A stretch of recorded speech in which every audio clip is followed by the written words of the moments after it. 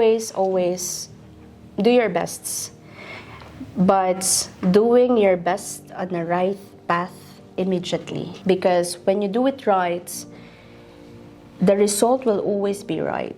Hello mga ka-Global! Welcome to another episode of the Global Filipino Magazine's Kwento ng Tagumpay. And with me right now is, of course, happy ako kapag maraming Pilipino talaga ang nagiging successful.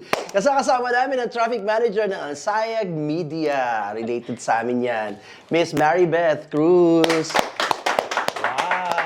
Ang ganda ng boses mo. Parang medyo na ano naman ako. Hindi, ano yun, may nilagay ako sa, may bato si Darna. Okay, we can relate with this, but parang kanina off-cam, ang dami ko agad natututunan sa'yo. Yeah, talaga.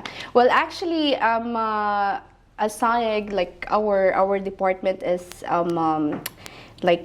focusing on production, video production, and photo production. So when you came in with the team, it's like, another video production and how many Filipino. members of the team do you have? Ang dami, no? I like currently we have 18 at the moment, and we're Majority still are Filipinos? 98% is 98%. Sobrang saya. So, di ba pagkakatrabaho mo mga kapwa Pilipino, para kang nasa Pilipinas na rin? Yes, and not only that, when it comes to work ethics and I think creativity, Filipinos are like here. Kaya it goes without saying that mga Pilipino talaga nag-excel dito sa ibang bansa. Saan man dako ng mundo, no? Exactly. Not only in the Philippines, but before that, allow us to know more about your life before coming to Dubai. Beth, anong ginagawa ni Beth Cruz sa Pilipinas? Ikaw ba'y nasa mga TV station or... More on, no, I did not pursue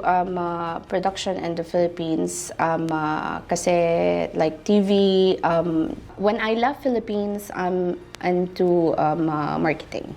So if you know Parker Pen, Victorinox, Swiss Army knives, these are the brands na hinahawakan ko sa Pinas at the time. But my career started towards to public relations. Okay. So naging client namin ng company namin ang National Geographic, Unilever, like mostly of our clients are like well known and big brands and international. So I have a background of it, but I left Philippines for a personal reason. That's supposedly my next. What pushes you to leave the Philippines with this kind of big opportunities, no? I will not detail this, but it's actually a personal reason of changing the environment. UAE helped a lot actually, because it's different.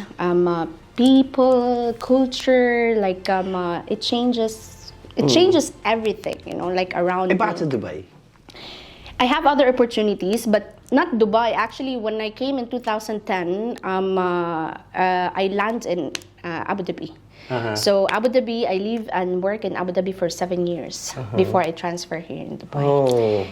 And so far, UAE is very good, but it's not always like unicorn and rainbows people. Like when you go abroad, it's not always like, like happy or something like that. There are so many hardships. Like for example, for me... That you encounter. Yes. So, ano mo ngayon? How many years ka na dito? 12. Oh, more than a decade. Rich. Another reason, like people think like when you go abroad, like you need to be rich or something like that. I think they should change this kind of notion. It's very typical for Filipinos to think, nasa abroad siya, mayaman siya, and blah blah blah, etc. We always need to remember, we're spending the same value of the currency here. Whatever it is, you're receiving 10,000 dirhams, which is like hundreds and thousands of pesos in the Philippines. Half or 3/4 of it is you're spending here and the same value. That's true. Okay. Dahil mong natutunan, and part of that is how to really hold and keep your savings intact. No? Yes. Paano pa mga learnings mo or struggles mo when you arrived in the UAE, considering that you are that you would like to forget something from the Philippines? Well, actually, I came here. The second reason why I came here is also, or not only here, but sa mga ibang opportunities ko sana, is to push my limits on things. Philippines is my safe place. It's my comfort zone. I can work my eyes closed in Philippines. But when you go jump to another country, different environment, different culture, different work ethics, it's not gonna be the same as Philippines. So I want to push my limits. Like, can I do it? Can I work with other nationalities, with different culture, with different religion, something like this. So basically, work here is not hard. We are very, very well trained in the Philippines when it comes to working. What's hard here is communication. You're talking the same language, English, but you're not understanding each other because there's a difference in the meaning. So minsan yun yung mahirap. Are you saying that we need to be incorrect to be understood? Not to the point to be incorrect, but you have to listen on what they are trying to tell you before you actually, because minsan kasi yung pagkakaintindi natin sa sinasabi nila is hindi pala yun. Okay. So you have to listen first before you actually accent. It killed me. Yeah. So yun Accent killed me. Yun ang mga culture shock. One of the culture shock. Yung mga tipong, I'm sorry, pardon, yes, again, I'm sorry, because you cannot And then you actually... learn, diba? In my 12 years here, I can identify accents of different Arabics. Nationalities, yeah. Accent of Egyptian is different. Accent of Lebanese is different. Locals are different. These are the things that I've learned based on experience. Okay. Their expressions are different. The way they actually interact is different. But they are all Arabs. But Do you speak different. Arabic? Shreya. Okay, let's talk about your current job now with Alsayegh Media. Media ka pa rin pagdating dito. Oo. Ano talagang ginagawa ng isang traffic manager? Okay, so traffic manager is most likely and basically managing the resources that the company gave you. So I have a full team. And we have clients who have contract with us or out of scope, which is yung mga per projects namin. So my job is to make sure that all of their scope on their contracts and all the things that are involved in the contract can be managed by my team. So that would be content creating, videos, covering events, like campaigns, mostly sa amin is execution part. So we do TVCs, we do social media content, we do corporate events videos, Siguro madami kayong mga napanood na kami yung gumawa. Na hindi namin alam. Hindi nyo alam. I'll give you one example. Nung nagkaroon ng pandemic, yung nagsara ang MOE, nagsara lahat ng malls, merong video sila na nilabas na nag-viral. Oo nga, no? Yung, I still remember that. we want to say goodbye, blah, blah, blah. It's us. Okay. Kami yung gumawa nung kami nag-shoot, kami yung nagawa ng script and everything like that. So, the portfolio of the company is the whole UAE. So there's so many things that we did, most probably napanood nyo and all. But most of your work is behind the camera. Yes. Yes. How do you what are the struggles? What are the challenges of a production team every time na meron silang mga Kasi meron din kami, so that we will know, di ba? To be honest, kami talaga as an agency, and I think most of the agency, ang struggle is time. Kasi clients will going to develop a campaign and they want to release it like next week or in next 2 weeks or something. So you have to work in this timeline, actually, to execute it without fail. So, of course, extra hours of working, like more time on contacting people around and making sure that everything is aligned so that we can execute it. Like, for example, we're shooting a TVC on Monday. I only have 3 days to actually prep the things because 24 and 25 is Christmas. I don't want to work. So I have to squeeze myself to prepare everything from cast, locations, logistics, makeup artists, everything, like all the elements within 3 days. So yun yung struggle mas madalas. Kumustang Kumustang manager naman si Maribeth? As a manager, to be honest with you, I love my team so much. Okay. Like, I fell in love with this team in a way that I can eat bullet for them. So I protect them as much as possible with the things that's within my capacity. So, dahil Saka ba stricto ang part? sa trabaho. If it is work, it's work. Okay? If it is time to work, you have to work. Alam mo yun. And also, I hate people who repeat the same mistakes when it comes to, especially pag basic. It's not getting, like, it's not about being strict, but if you're forgetting or making mistake on the basic, then you cannot do the complicated one. So you have to master the basic so you can jump in to do complicated things. Kasi that's how you level sa up. Pilipinas, parang alam natin how to really manage a Filipino group. Pagdating sa ibang bansa, what do you think is the difference? Na ang nagmamanage ka ng Filipino team, pero nasa ibang bansa ka.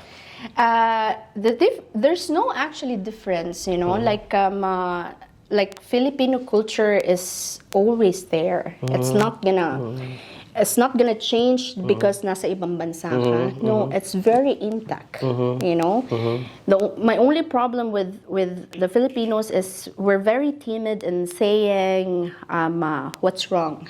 You know, like gagawa na lang natin ng paraan. Gawa natin ng paraan para wala tayong pag-usapan. Ganon. Which is yun yung dapat na medyo i-change. If something is wrong and there's a person who's handling you or managing you or something, say it. So this person can solve it for you. So it's out of your shoulder. You know? Yun yung madalas na away namin ng team. Bakit ngayon mo lang sinabi? Kasi you're working with 18 to 20 members of your team and there are 20 different personalities, yes. That you have to adjust. Yes.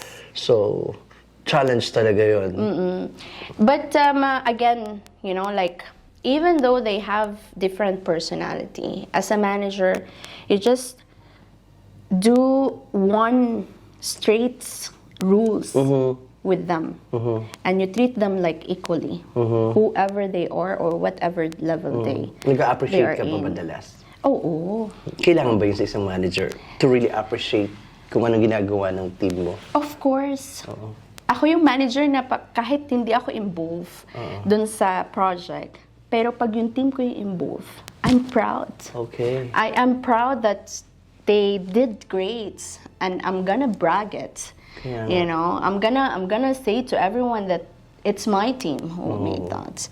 And it's not about like validation, kasi minsan may mga tao kasi na they're waiting other people's validation on the things that they To improve, no? To improve or something whatsoever.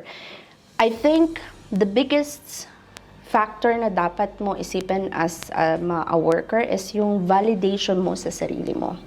Did you did good? Did you mess up? You have to know like how to assess yourself, because other people's validation is just second to yourself. Pag alam mo na ginawa mo yung best mo, kahit hindi ka i-validate na ibang tao, you know. You know to yourself that I did this. You know?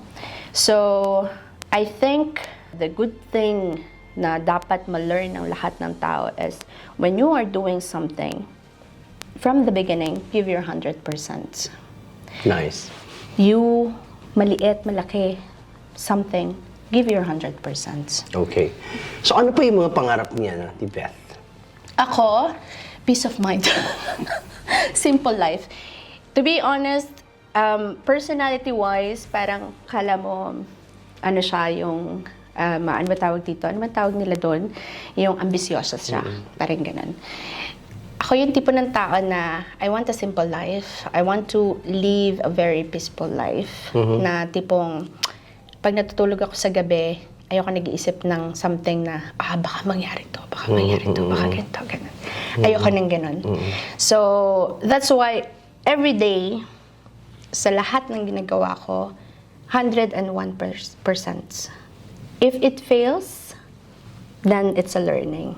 If I win, you know what I mean? Yeah. So at the end of the day, I don't have to think like, what if hindi ko ginawa to? What if ganito, ganyan? Alam mo yun? Just every day, 100%. Nice. Okay, ang dami na nating na-absorb, no? Grabe na itong interview to. But time is not enough right now to really absorb more from you. Just a piece of advice para dun sa mga kababayan natin na nanonood ngayon at may inspire ng kwento mo, how to be you, di ba? Where's the camera? Eto, paano ba maging masustain ang pagiging manager ng isang tao, lalo na dito sa ibang bansa? Di ba, minsan paano yung kalaban natin madidemote tayo because hindi mo pala tayo deserve maging manager, but a certain period of time lang. But for you, I think, best advice na pwede kong mabigay sa lahat ng tao is always do your best. But doing your best on the right path immediately. Don't, because when you do it right, the result will always be right.